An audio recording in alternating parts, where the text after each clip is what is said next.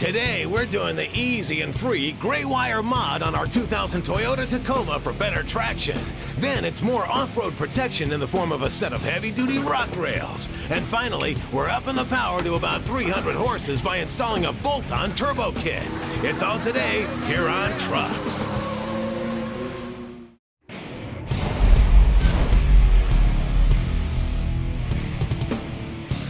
Hey guys, welcome to Trucks. Well, I hope you remember our 2000 Toyota Tacoma that we've had on the show once before.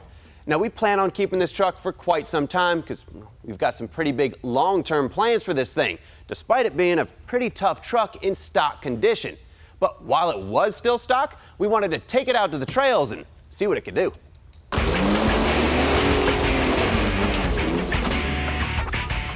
For a mostly stock truck, this thing is one tough little pickup. It did great out on the trails and flying through the air, with a nice cushion landing, I might add. It even did okay on the rockier trails, mostly due to the electronic locking rear differential. But some of the obstacles took a little extra wheel speed. Sometimes that got us in trouble. Now, during our initial test drive, we had big fun, but it left us wanting for a few things, mainly more power. Now, this Toyota is geared nice and low, and it's perfect for crawling around the trails at nice, slow speeds. But there was a couple occasions where we wanted more power, both out on the highway and just during general trail cruising. Second, we wanted to swap these steps out for some rocker skids that will double as steps. And that'll make sure these doors will always open and close. Now, the last thing we wanted to do is do something about this electronic locking differential that you can only engage in four-wheel drive low range from the factory. There's a simple modification to allow us to engage it in two-wheel drive, and it's a good free upgrade in what we're going to get started with. After removing the lower kick panel and peeling the carpet back, you can gain access to the four-wheel drive control computer. After removing the protective wrap from the harness, find the green wire with the yellow tracer and ignore it. You're after the gray wire. Now, this is just a simple ground circuit, and it's on the inside of the cab. But we're going to use a heat shrink equipped butt connector anyway. The adhesive in the heat shrink will help hold the connector together and reduce the likelihood of it vibrating apart bouncing down the trail, making this a permanent install. For a ground location, we simply use the kick panel retaining clip. Now, essentially what this procedure does is trick the four-wheel drive computer into thinking that we're in four-wheel drive low range the entire time, even when we're just cruising down the road in two-wheel drive. This will allow us to choose when we want to use the rear locker, instead of asking the computer for permission.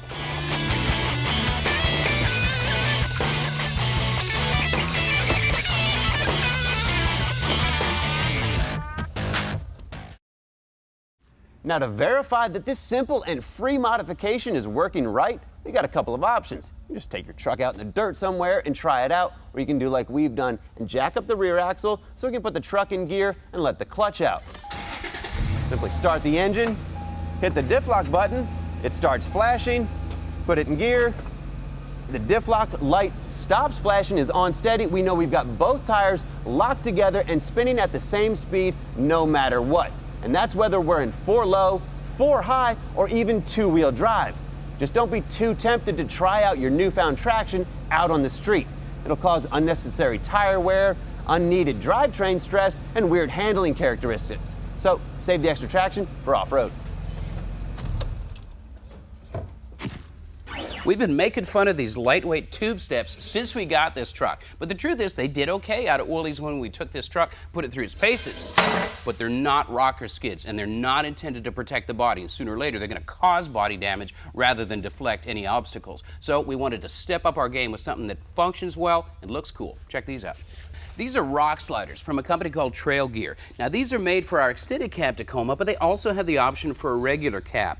They're heavy-duty 1 3/4 inch 120-wall DOM construction, mounts literally to the frame instead of to the body mounts like those tube steps. Now, they also give you the option of bolting on to the frame. However, we're going to do a perimeter weld and make these a little more permanent.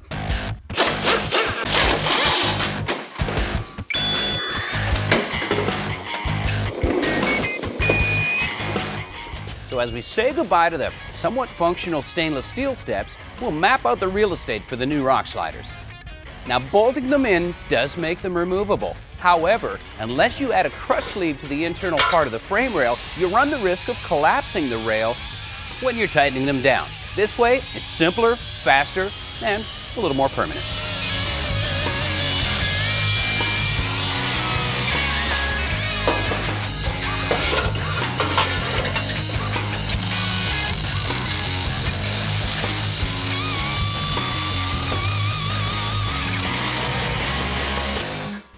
Now with everything welded up, it's time to do what I do after installing any set of rock sliders. Let's give it the old bounce test.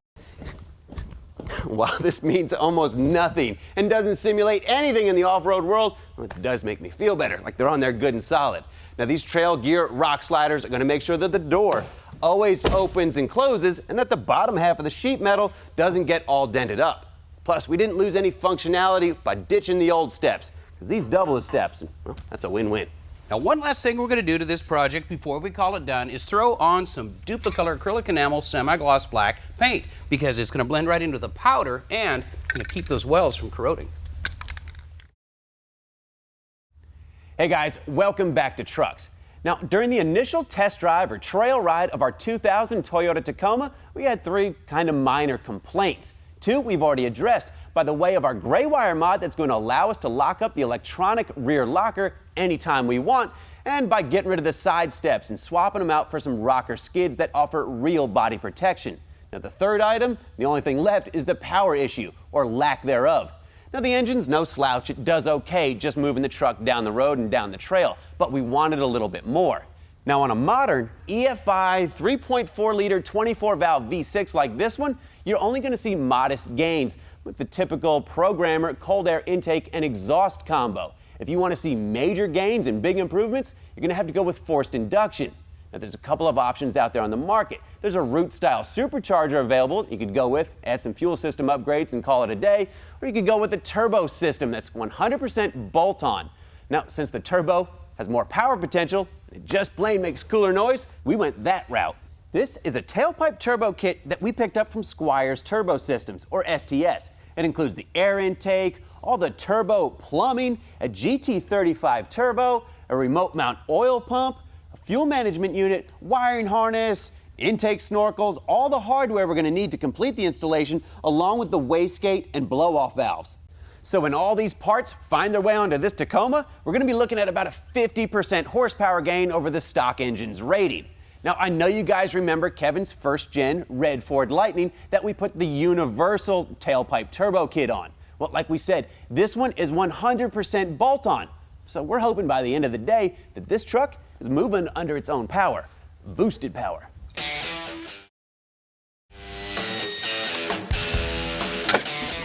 You've heard us say before that an engine is nothing more than an air pump.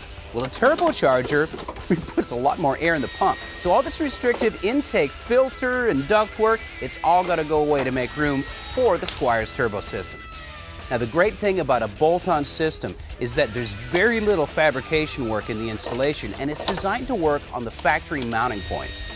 Now this is of course the intake tube that's ducted all the way to the back of the truck where the turbo sits. You'll notice that it's shiny ceramic coating. It's not just aesthetics, although it does look really good. It's coated inside and outside.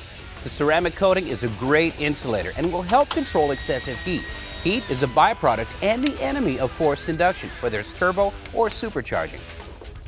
The oil filler cap gets replaced by the one that comes with the kit, with a quick coupler that connects to the hose that's routed all the way to the back of the truck. All right, now we've got our PCV switch valve and pressure switches installed, plumbed, and wired. We've also got our mass airflow sensor swapped over from the stock box. Now the rest of the turbo kit's wiring harness was pretty straightforward. Most of it happens underneath the hood, but we do have a couple of wires that go through the firewall, as well as this one long lead that goes back to the oil pump. Now with the truck up in the air, we can get to work routing the plumbing from the turbocharger up to the engine. And either we planned this or we got really, really lucky, because we had just enough room in between our rock sliders, frame, and body to route all the tubing. I'm going with we planned it. because not only does it fit like a glove, it also offers some protection for the tubing. Now, there was no protection for this tubing. The muffler had to go to make room for our new turbo assembly. The oxygen sensor and its gasket gets reused, if you remove it.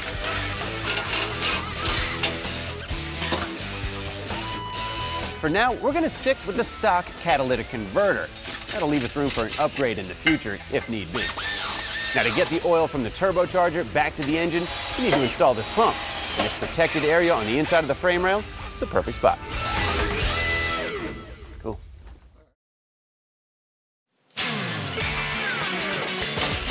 Hey guys, welcome back to Trucks, where we're in the middle of the installation of our tailpipe turbo system on our 2000 V6 powered Toyota Tacoma. And we've got the turbo bolted to the inlet pipe using the supplied hardware and gaskets, and we're in the middle of adding the wastegate, which will keep the boost pressure at a conservative 5 to 6 psi. Make sure we don't damage the engine. Now, the wastegate does need a reference signal coming from the outlet side of the turbocharger to let it know how much boost pressure is being built. The other side is just vented to the atmosphere, but we'll add a breather tube to it to keep debris out of the wastegate. Now, a turbocharger is exhaust driven, and it's obviously going to get quite hot. So to prevent the heat from getting onto parts that don't need to be warm, we're adding this insulating jacket, which will serve a double purpose of keeping the heat inside the turbocharger, which also increases efficiency. And yes, Kevin is drilling a giant hole in the bed floor. There's a good reason for it.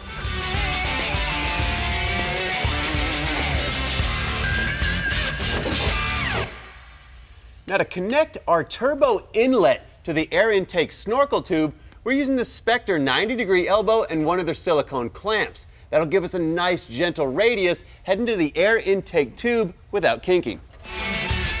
Now, the reason we drilled a hole in the bed floor is to route our air intake filter up into a clean, dry, and protected air source.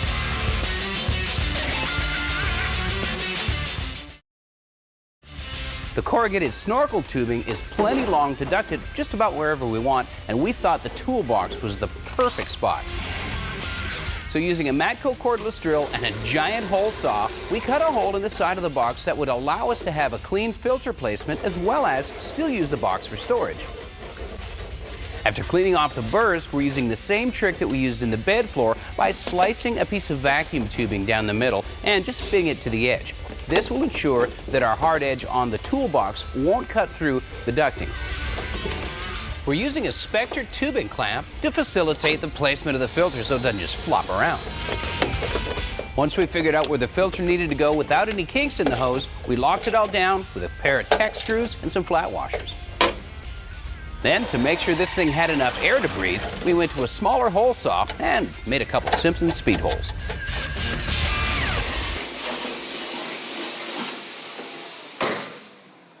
Now, for our oil feed for the turbo, we're using the supplied stainless steel braided line and brass fitting and teed into the factory oil pressure sensor mounting location. Then we'll just run it down the frame rail next to the oil return line and wiring harness for the oil pump. But don't hook it up just yet. You want to start the engine and run it at idle until fresh, clean oil comes out of the end of the line and it's flushed of any trash or debris. You don't want to pump that stuff through your new turbo. You're watching Trucks. For a DVD copy of this episode, just go to PowerBlockTV.com and order your copy for just $5.95 plus shipping and handling. Start your own Trucks collection, delivered right to your door from the PowerBlock. Hey, welcome back to Trucks. Well, one of the last steps in turbocharging our Tacoma is to match the fuel delivery to the extra atmospheres that the turbocharger is going to put in. And this Walbro 255 liter per hour pump is definitely up to the task.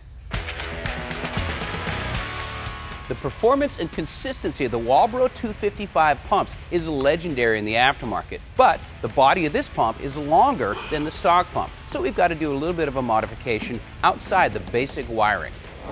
We're also going to do away with the stock spring tension clamps in favor of some standard hose clamps. Now, resist the temptation to use a cutoff wheel because, as you know, sparks and fuel vapors don't really mix. Never mind the fact that you don't want debris in the internal parts of the pump. The Matco hydraulic flare tool is the perfect tool for this procedure and will create a simple bubble flare in seconds. Even though the pump is locked into the base, this just makes sure that nothing's going to come loose inside the tank.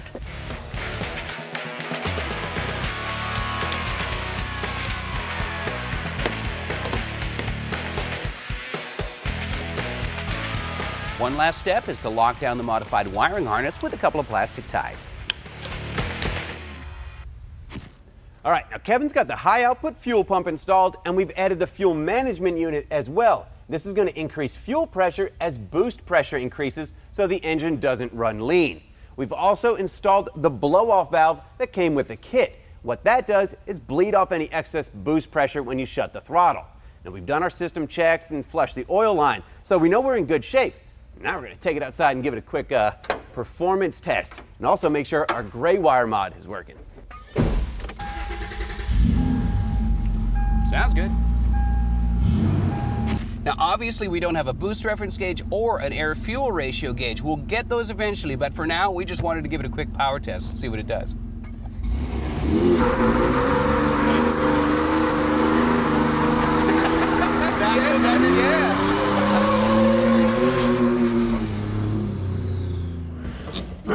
If you drive a pickup, chances are you've got a receiver hitch. And a company called Inventive Hitches gives you hundreds of options with their patented modular hitch design. The XD ball mount gives you 2 different size choices that are switchable in seconds. And with 20 inches of range with the same receiver hitch, it doesn't matter if you got a lifted street truck or a low-riding mini truck. The same hitch works on everything. Once you've settled on a hitch design, then the aesthetics options open way up. And by the way, all of them are lockable if safety's a concern. Other options include stainless steel appliques for the painted hitches and a vast array of custom keyways so you can literally customize your hitch to match your truck. Inventive Hitches is coming out with new ideas and products all the time. So for a complete look at their entire product line, go to their website, inventivehitches.com. Thanks for watching Trucks. See you guys next week.